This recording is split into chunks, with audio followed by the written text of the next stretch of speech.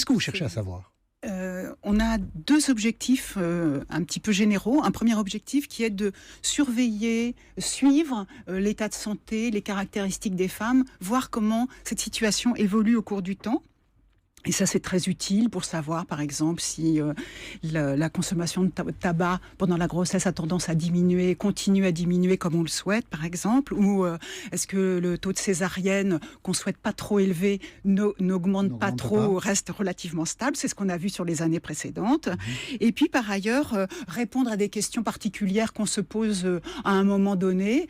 Par exemple, dans les enquêtes précédentes, on s'est préoccupé beaucoup des fermetures des petites maternités et qu'est-ce que ça pouvait avoir comme impact sur l'organisation des soins, sur les femmes, sur la façon de travailler dans les maternités, pour tout le monde. Hein.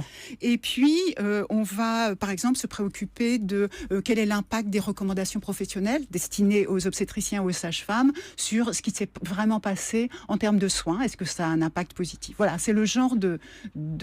C'est la combienième étude du genre que vous menez ? C'est la 5e. 5e. Et donc, vous essayez, par exemple, vous parliez des campagnes de prévention, de voir si d'une étude à l'autre, les messages de santé publique passent bien, vous les modifiez en conséquence. C'est un peu ça l'idée ? Alors, ça va... Je ne peux pas vraiment dire que ça va immédiatement entraîner un changement d'attitude si on trouve un résultat anormal, mais c'est un élément, ça apporte des informations majeures pour orienter les politiques. C'est un des éléments qui va compter pour décider de changer des politiques ou de changer des campagnes, et faire évoluer les choses. Faire évoluer aussi les pratiques médicales. On fait trop de césariennes aujourd'hui en France ? Trop facilement ? On ne peut pas répondre comme ça directement. On a un taux de césarienne qui est plutôt stable, donc ce qui n'est pas le cas dans d'autres pays. Donc ça, c'est plutôt un bon message. Le 20%. 20%. C'est un bon message, mais en même temps, on voit que dans certaines situations, on pourrait certainement en faire un peu moins. Et donc ça, on le voit par ce type d'enquête. Le rapport à la douleur aussi peut-être, ou lors de l'accouchement Oui, tout à fait. On a beaucoup de questions là-dessus. On demande aux femmes qu'est-ce qu'elles ont eu comme type de prise en charge de la douleur et ce qu'elles en pensent. Vous disiez aussi que cette étude vous permettrait de mesurer l'impact de la fermeture des maternités. On en a beaucoup fermé ces dernières années ? On en a fermé, surtout dans le passé. En ce moment, évidemment, on en a beaucoup fermé. Donc maintenant, on va pas en fermer tant que ça. Non, on en a beaucoup fermé.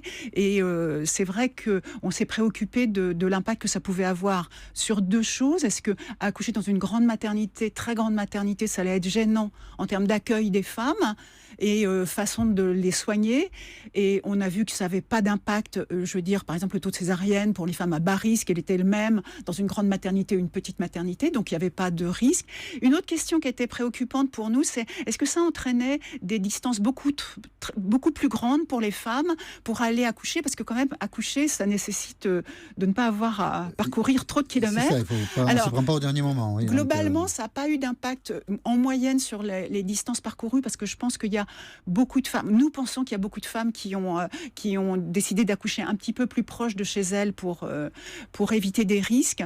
Mais ceci ne décrit pas la diversité des situations au niveau national. Il peut y avoir des zones géographiques très isolées où les distances ont augmenté. Alors concrètement, pendant la semaine, une femme qui est dans une maternité va répondre à un questionnaire et vous aurez... Oui, tout à fait. Elle va être sollicitée. 16 000 femmes accouchent. 16 000 femmes. On a prévu 16 000 femmes pendant la semaine. Elles vont être sollicitées pendant leur séjour à la maternité, donc après la naissance de leur bébé. On va leur demander si elles sont d'accord pour participer à cette enquête. Et le recueil d'informations va comprendre deux parties. Un entretien avec les femmes en face à face sur beaucoup de questions concernant leur vie, leur surveillance prénatale, et puis un recueil d'informations à partir du dossier médical sur des informations beaucoup plus techniques et médicales. D'accord. Donc ils vous permettront d'avoir une vision assez complète au bout de cette enquête de la manière dont on accouche en France en 2016. Et les femmes ont un rôle majeur dans cette enquête puisque c'est grâce à leur accord qu'on peut recueillir toutes ces informations. Et nuls ne sont mieux placés qu'elles pour décrire effectivement pour répondre, oui, à la fois leur grossesse et les conditions dans lesquelles elles accouchent.